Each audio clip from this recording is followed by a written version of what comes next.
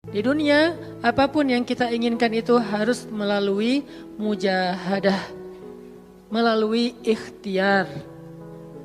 Bahkan ketika kita ingin menjadi orang yang sekedar tidur-tiduran pun, Allah Subhanahu wa Ta'ala mentakdirkan tidur pun lelah. Tidur aja capek, duduk capek. Ada orang yang duduknya capek akhirnya dia berdiri. Ya, ada orang yang capek berdiri akhirnya pengen duduk. Kapan duduknya capek pengen berdiri? Salah satu yang sering saya alamin itu kalau lagi naik pesawat. Apalagi pesawat penerbangan 9 jam, 10 jam itu pasti capek banget duduknya tuh. Sehingga kita menginginkan seandainya ada uang kita pengen duduk di kelas bisnis. Tapi karena nggak mampu membeli tiket yang 3 kali lipat lebih mahal di kelas bisnis, ya nggak apa-apa lah di kelas yang biasa ekonomi. Tapi ketika lelah 4 jam, 5 jam pesawat berjalan itu udah luar biasa lelahnya, akhirnya berdiri mondar-mandir di antara lorong pesawat. Artinya duduk aja capek. Nggak ngapa-ngapain, suruh duduk doang. Nggak seperti orang dulu yang berangkat haji atau umroh, naik kapal, lewat darat, pas sampai di laut naik kapal dengan ontanya, dengan kudanya. Orang dulu mencari ilmu itu dengan mujahadah yang luar biasa. Dengan naik onta berminggu-minggu, ini naik pesawat cuma 9 jam, capek. Yang nggak ada guncangan, biasanya guncangannya cuma pas di awal sama pas mau landing doang. Di atas udah jarang ada guncangan karena dengan ketinggian tertentu dan pesawatnya besar. Tapi itu juga capek.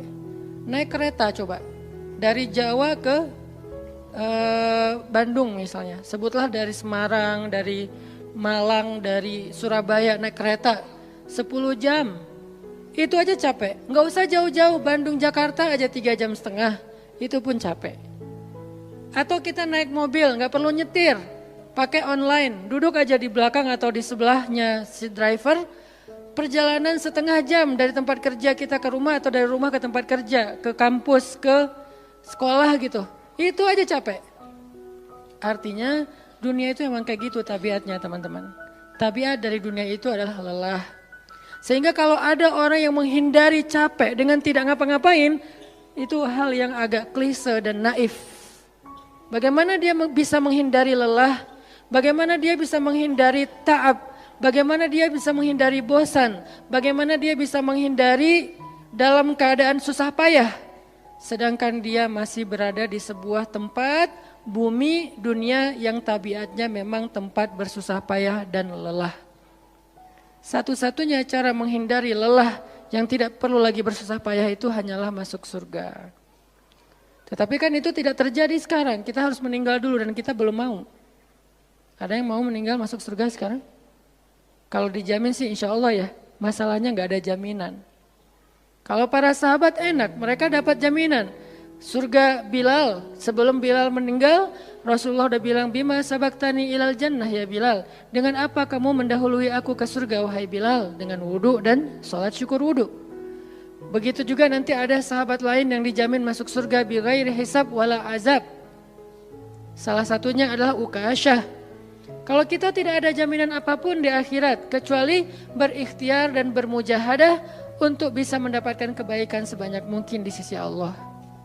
Sehingga alangkah naifnya seseorang yang menghindar dari ta'ab wal ham wal gham. Dia berusaha menghindar dari lelah, menghindar dari susah payahnya kehidupan, menghindar dari beban-beban hidup. Itu nggak bisa dilakukan karena kita masih berada di dunia. Yang perlu kita sekarang coba pilih adalah kita mau lelah untuk hal yang sia-sia? Apakah kita mau lelah untuk hanya bersenda gurau? Apakah kita mau lelah hanya untuk hal yang tidak ngapa-ngapain? Atau justru lelah kita itu untuk sesuatu yang mudah-mudahan beribadah kepada Allah? Makanya disebut dengan lelahnya menjadi lillah. Karena dua-duanya lelah. Ada orang yang pergi ke masjid lelah. Capek pergi ke masjid. Tapi ada juga orang yang berbuat dosa, itu juga lelah. Memangnya kalau kita beribadah lelah terus berbuat dosa enggak lelah? Banyak orang yang berbuat dosa lelah dan kita pernah merasakan kehidupan seperti itu. Sehari, 2 hari, sebulan, setahun, 2 tahun. Sampai kita benar-benar merasakan lelah banget dengan dosa. Di malam hari berbuat dosa, lelah, akhirnya tidur sepanjang siang. Di siang hari berbuat dosa, lelah, akhirnya tidur sepanjang malam. Lelah sama lelahnya. Antara orang yang beribadah dengan orang yang bermaksiat itu sama lelahnya. Bedanya apa? Yang satu, lelahnya akan diganjar, dibalas oleh Allah dengan kebaikan dunia dan akhirat. Yang satu lagi, lelahnya hanya akan disudahi dengan penyesalan. Sama-sama lelah. Bedanya, lelah yang pertama mungkin baru dirasakan hasilnya setelah itu. Lelah yang kedua seolah-olah bisa langsung dirasakan kesenangannya, tetapi kesudahannya adalah penyesalan. Makanya pada malam ini kita ingin merenungkan beberapa nasihat baik dari Al-Quran maupun hadis tentang bagaimana kita menjadi orang yang setiap hari tetap lelah, tetap banyak beban, tetapi beban itu mudah-mudahan menjadikan kita mendapatkan banyak kebaikan di sisi Allah. Makanya Nabi SAW bersabda dalam hadis riwayat Bukhari dan Muslim, "Annasu ka'ibili-mi'ah, la takadu tajidu fiha rahilatan." Manusia itu seperti 100 ekor onta. Manusia ka'ibili-mi'ah, seperti 100 ekor onta. Yang harganya murah 50 juta, yang hidupnya untuk disembelih pada akhirnya nahar, disembelih. Onta itu kan kalau disembelih sambil dia berdiri ya. Kalau ayam, bebek disembelih sambil dipegangin atau diangkat. Kalau kambing dan sapi dibaringkan. Kalau onta disembelih itu sambil diberdirikan. Dia berdiri langsung disembelih. Itu onta. Artinya manusia ka'ibili-mi'ah. Nabi itu menggambarkan onta karena onta ini punya banyak macam. Mungkin di Arab nggak ada ayam yang bermacam-macam. Akhirnya pakai bahasanya onta. Kalau di kita mungkin ada ayam potong, ada ayam kampung, dan segala macam, ada ayam jago. Kalau bebek ada mentok, ada bebek yang biasa. Macam-macam kan. Di Arab mungkin gak terlalu banyak variannya dan gak terlalu akrab dengan kehidupan sehari-hari mereka. Yang akrab itu kambing, kuda, keledai, onta. Akhirnya Nabi mengatakan, "Annasu ka'ibili-mi'ah." Nabi seolah-olah mengambil sebuah perumpamaan. Dan perumpamaan ini bisa kita ganti dengan culture yang berbeda di setiap negara. Tetapi perumpamaan yang paling baik itu adalah onta. Annasu ka'ibili-mi'ah. Manusia itu seperti 100 ekor onta ibil. Onta potong. Yang hidupnya hanya untuk disembelih oleh tuannya, kemudian dagingnya dimakan atau dijual. Kenapa bisa begitu murahnya? Cuman 50 juta, 40 juta dan berakhir dengan disembelih? Karena onta ini hidupnya tidak istimewa. Dia hidup hanya untuk makan, minum, tidur, dan berkembang biak. Cuman itu misi dari kehidupan dia. Makan, minum, tidur, berkembang biak. Udah itu doang. Setiap hari kerjanya makan aja. Lihat hewan ternak ngapain? Merumput aja setiap hari. Gak ada hewan ternak yang tiba-tiba dia lagi ngapain? Lagi sholat. Gak ada. Hewan ternak misalnya lagi ngebantuin tetangga. Gak ada. Hewan ternak lagi menjenguk yang sakit. Gak ada. Hewan ternak yang lagi menyelesaikan hajat saudaranya. Hewan ternak yang lagi dengerin curhat. Gak ada. Kenapa? Karena tugas misi kehidupan mereka itu cuma diciptakan untuk makan, minum, tidur, berkembang biak, udah.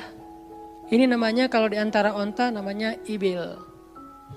Yang hidupnya itu sesederhana itu. Nggak ada yang rumit, nggak ada yang terlalu berlebihan. Dan an-nasu, manusia secara umum mirip dengan ibil. An-nasu ka'ibili mi'ah. Jadi kalau kita bandingkan dari 100 orang itu hampir semuanya seperti ibil. Misi hidupnya itu hanya untuk dirinya. Gimana caranya biar bisa makan. Gimana caranya biar bisa istirahat dengan nyenyak, tidur. Gimana caranya biar punya keluarga, berkembang biak, punya keturunan. Dan kemudian dengan keluarganya dia punya family time. Kapan liburan, makan di rumah, jalan segala macam. Cuman itu misi dari kehidupannya. Sehingga Nabi menyebut mereka yang misi kehidupannya hanya dirinya dan keluarganya. Ka'ibili mi'ah, seperti 100 ekor onta. Kurang istimewa. Orang yang hidupnya hanya untuk dirinya dan keluarganya itu kurang istimewa. Sehingga disebut dengan ibili mi'ah. 100 ekor onta. Tapi enggak hina, tidak rendah, tidak mungkin melenceng, sesat segala macam, enggak. Dia tetap tidak haram, tidak najis. Nabi tidak mengumpamakan manusia seperti seekor anjing, seperti seekor babi, enggak. Karena itu najis, haram dan seterusnya. Onta, makhluk yang hewan yang baik, cuman tidak istimewa. Di sini tidak ada judgement. Nabi itu orangnya enggak suka menjudge. Nabi enggak mengatakan manusia ini semuanya misalnya dengan kalimat celaan, keledai, enggak. Manusia ini misalnya hewan yang najis, enggak. Nabi mengatakan an-nasu ka'ibili mi'ah, manusia itu seperti 100 ekor onta. La takadu tajidu fiha rahilatan. Hampir-hampir di dalam 100 ekor onta itu kamu enggak mendapati satu pun onta yang dikenal dengan nama rahilatan, rahilah. Rahilah itu dari kata rihlah. Rihlah itu udah jadi bahasa Indonesia, rihlah. Kemudian di Inggris-Inggriskan jadi traveling, trip, segala macam. Rahilah, dari kata rihlah. Apa itu rahilah? Onta yang bertugas untuk membawa beban tuannya dalam perjalanan panjang, baik itu berdagang maupun berperang. Dia punya misi lain selain makan, minum, berkembang biak, terus dipotong. Enggak, misinya lebih keren. Apa? Membawa beban. Membawa beban tuannya. Itulah rahilah. Sehingga punggungnya adalah punggung yang berkah karena di atas punggung itu ditaruhkan beban terus menerus oleh tuannya. Berangkat bebannya apa, pulangnya beban apa. Karena orang dulu kalau berangkat berniaga, berdagang ke luar negeri itu tuh bukan berangkat bawa beban, pulang nggak bawa apa-apa karena udah diuangkan, enggak. Mereka barter konsep perdagangannya. Kalau berangkatnya bawa kain, pulangnya nanti bawa karpet. Berangkatnya bawa gandum, pulangnya nanti bawa sutra misalnya. Tetap aja ada beban karena mereka berangkat jual apa misalnya ke Syam, dari Mekah ke Damaskus. Nanti pulangnya dari Damaskus ke Mekah bawa lagi barang-barang Damaskus yang bisa dijual di Mekah. Pas berangkat bawa barang Mekah yang bisa dijual di Damaskus, pas pulang membawa barang Damaskus yang bisa dijual di Mekah. Li'ilafi Quraisy إلافهم رحلة الشتاء والصيف. Rihlah syita'i wassaif. Mereka melakukan rihlah pada musim dingin dan musim panas. Itulah ilafu Quraisy, kebiasaan orang-orang Quraisy. Ilafu Quraisy, kebiasaan tradisi orang Quraisy. Apa tradisinya? Berdagang di musim dingin dan di musim panas. Barang dagangannya beda-beda. Kalau musim dingin yang dibawa itu bahan-bahan jaket. Bahan-bahan untuk menghangatkan tubuh. Bahan-bahan yang kalaupun dia bawa makanan yang biasa dimakan di musim dingin yang menghangatkan tubuh. Kayak misalnya jenis bubur di Arab itu ada namanya adas. Dan itu disebutkan di dalam Al-Quran, di Al-Baqarah. Wa adasiha wa basaliha, ada adas, ada bawang. Adas itu salah satu makanan kesukaan orang Arab di musim dingin. Karena kalau makan adas kayak bubur gitu, dia badannya menjadi hangat. Jadi kayak menghangatkan tubuh gitu.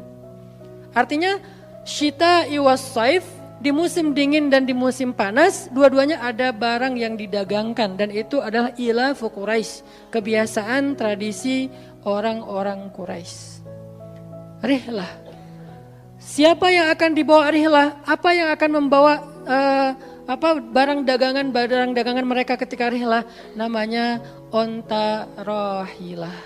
Onta yang mengangkut beban barang tuannya. Rahilatan.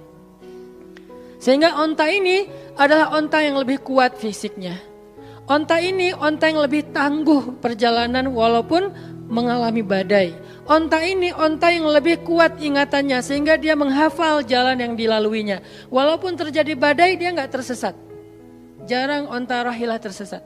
Biasanya yang tersesat itu ibil. Ibil kalau ditaruh di tengah padang pasir, terjadi badai, terus bekas jalannya ketutup dengan pasir, dia bingung. Itu ibil.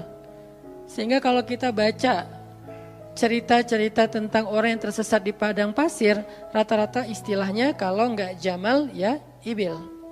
Kalaupun ada onta rohilah yang tersesat, berarti badainya parah banget. Kalau ada hadis onta rohilah tersesat, berarti badainya parah banget. Artinya rohilah ini ingatannya kuat.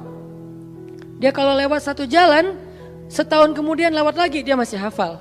Itu rohilatan. Dalam teknologi sekarang kita nyebutnya dengan map. Ada banyak platform aplikasi map digital yang membuat kita bisa menghafal jalan. Dan diupdate terus, jalan ini sekarang macet segala macam. Rohilatan punya kemampuan membaca jalan walaupun mungkin berbeda dengan teknologi sekarang. Itu namanya rohilatan. Ini kata Nabi, la takadu tajidu fiha rohilatan. Manusia itu seperti 100 ekor onta. Dan di antara 100 ekor onta itu atau 100 orang itu, hampir kamu tidak mendapati satupun yang bernama rohilatan yang mampu mengangkat beban lebih. Sehingga di sini Nabi SAW seolah-olah mengajarkan kita, memotivasi kita agar belajar menjadi rohilah. Manusia itu baru istimewa kalau dia menjadi rohilah, kalau dia mengangkut banyak beban, kalau dia menjadi orang yang paling banyak bermanfaat untuk orang lain. Makanya muncullah hadis, khairun nas anfa'uhum linnas, inna ahabban nasi ilallah anfa'uhum linnas. Dua riwayat hadis yang berbeda. Sebaik-baik manusia, kalau dalam analogi yang pertama, sebaik-baik onta adalah rohilatan. Bukan ibil, bukan nakoh, bukan jamal. Sebaik-baik onta rohilatan. Kenapa kok rohilatan? Karena dia yang paling bermanfaat, soalnya dia yang paling banyak mengangkut beban. Sehingga dengan analogi tentang onta rohilah, kita menerjemahkan hadis khairun nas, sebaik-baik manusia dengan istilah khair. Arti khair itu memberi lebih, arti khair itu bermanfaat. Khairun nas anfa'uhum linnas. Sebaik-baik manusia yang paling bermanfaat untuk orang lain. Dalam riwayat yang lain, inna ahabban nasi ilallah. Sesungguhnya orang yang paling dicintai Allah di antara manusia, anfa'uhum linnas, yang paling bermanfaat untuk orang lain. Itu yang paling dicintai Allah di antara manusia. Muncul lagi hadis yang mirip.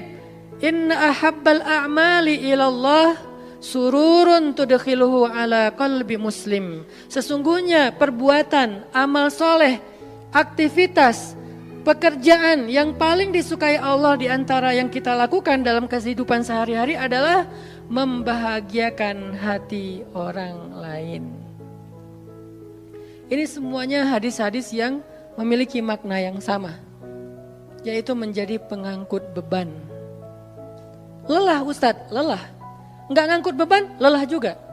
Ngangkut beban, lelah juga. Cuman bedanya, orang yang lelah tanpa mengangkut beban, hidupnya penuh dengan keluh kesah, tidak ada yang menghargai, tidak dimuliakan, akhirnya dia ngeluh. Ada kan banyak orang yang ngeluh karena merasa dirinya enggak dihargai orang lain. Tetap aja ngeluh. Ada juga yang ngeluh karena terlalu banyak beban, padahal dua-duanya sama-sama ngeluh, kenapa enggak memilih yang lebih baik? Memangnya kalau kita enggak ngangkut beban, kita enggak akan berkeluh kesah, ngeluh. Ngeluhnya mungkin bukan capek, ngeluhnya enggak ada yang hargai. Dan itu udah sunnatullah, kalau kita pengen dihargai, pengen dimuliakan, kita harus menjadi orang yang paling rohilah, yang paling banyak ngangkut beban. Enggak bisa kita jadi ibil tapi pengen diperlakukan seperti rohilah, itu enggak bisa. Kita tuh ibil, hidupnya untuk diri sendiri, nggak bantu siapa-siapa, nggak peduli dengan siapa-siapa, harta kita nggak bermanfaat untuk orang lain, pikiran kita nggak bermanfaat untuk orang lain, lisan kita tidak bermanfaat untuk orang lain, wawasan kita tidak bermanfaat untuk orang lain, apalagi tenaga kita nggak bermanfaat untuk orang lain, skill kita nggak bermanfaat untuk orang lain, semua tentang diri kita hampir tidak bermanfaat untuk orang lain, lalu kita ingin dihargai seperti orang yang paling bermanfaat. Ini naif, klise, nggak ada seperti ini, bukan sunnatullahnya. Karena seseorang itu diberi balasan sesuai dengan mujahadah. Al-jaza ala qadril masyaqqah, balasan tergantung susah payahnya dalam berikhtiar.